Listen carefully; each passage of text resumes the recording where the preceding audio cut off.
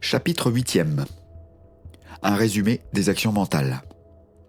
Maintenant, je vais résumer les actions mentales et les attitudes nécessaires à la pratique de la science du bien-être. En premier, tu dois croire qu'il y a une substance pensante depuis laquelle toutes les choses sont faites, et qui, dans son état originel, imprègne, pénètre et remplit les interstices de l'univers. Cette substance est la vie en tout, et cherche à exprimer plus de vie dans tout. C'est le principe de vie de l'univers, le principe de santé chez l'homme. L'homme est une forme de cette substance et en tire sa vitalité. Il constitue un corps-esprit de substance originelle, imprégnant un corps physique, et les pensées de son corps-esprit contrôlent le fonctionnement de son corps physique. Si une personne ne pense aucune pensée autre que celle de santé parfaite, les fonctions de son corps physique seront exécutées en accord avec la santé parfaite. Afin de te rallier consciemment au tout santé, ton objectif doit être de vivre de façon optimale sur chaque plan de ton être. Tu dois désirer tout ce qui existe pour le corps, l'esprit et l'âme, et tout ceci t'harmonisera avec l'entièreté de la vie. Celui qui s'harmonise consciemment et intelligemment avec le tout recevra un flux continu de puissance vitale depuis la vie suprême. Et ce flux est empêché par des attitudes mentales colériques, égoïstes ou hostiles. Si tu renies une quelconque partie de toi-même, tu as coupé les relations avec tout. Tu recevras la vie, mais seulement instinctivement et automatiquement, et non pas intelligemment ni volontairement. Tu peux voir que si tu es mentalement hostile envers une quelconque partie, tu ne pourras être en harmonie complète avec le tout. Par conséquent, comme Jésus l'ordonnait, sois réconcilié avec tout et tout le monde avant d'offrir une quelconque vénération. Désire pour tout le monde ce que tu désires pour toi-même. J'encourage l'auditeur à écouter ce qui est narré dans le précédent ouvrage, La science de l'enrichissement, en ce qui concerne l'esprit concurrentiel et le créatif. Il est très improbable que celui qui a perdu la santé puisse la récupérer complètement tant qu'il séjournera dans l'esprit concurrentiel. Une fois au niveau mental créatif ou de bonne volonté, la prochaine étape est de former un concept de soi en santé parfaite, ainsi que de ne pas garder de pensées qui ne sont pas en harmonie parfaite avec ce concept.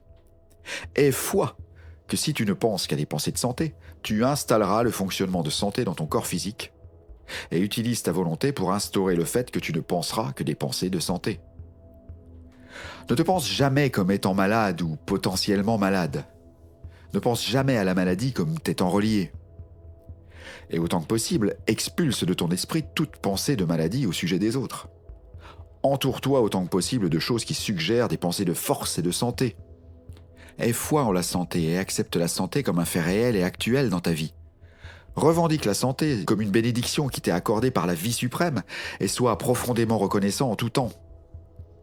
Revendique la bénédiction par la foi. Sache qu'elle est tienne et n'admets jamais de pensée contraire dans ton esprit. Utilise ta volonté pour détourner ton attention de toute apparence de maladie en toi-même ou les autres.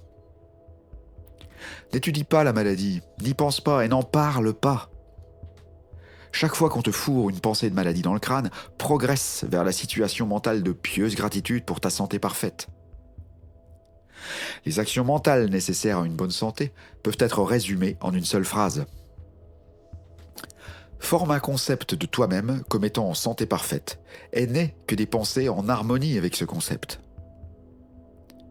Ceci ajouté à la foi, la gratitude ainsi que le but de vivre vraiment englobe tout ce qu'il faut. Il n'est pas nécessaire d'accomplir des exercices mentaux quels qu'ils soient, excepté tels que décrits dans le chapitre 6, ni d'accomplir de fatigants numéros tels que les affirmations et ainsi de suite. Il n'est pas nécessaire de concentrer ton esprit sur les organes malades. Il est grandement préférable de ne penser à aucun organe comme étant malade. Il n'est pas nécessaire de te traiter par l'autosuggestion ou de te laisser traiter par les autres de quelque manière que ce soit.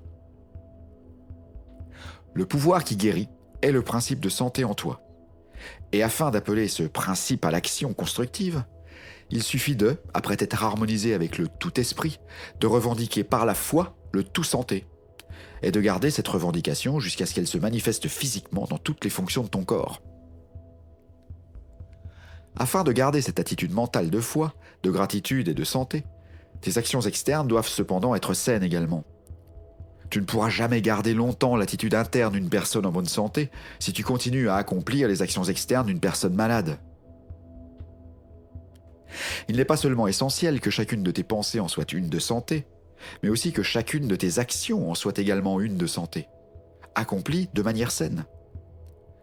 Si tu fais en sorte que chaque pensée en soit une de santé, et chaque action consciente une action de santé, il devra en résulter infailliblement que chaque fonction interne et inconsciente se révèle saine, car tout le pouvoir de la vie est continuellement dirigé vers la santé. Nous allons voir maintenant comment tu peux faire en sorte que chaque action en soit une de santé. Fin du chapitre 8e.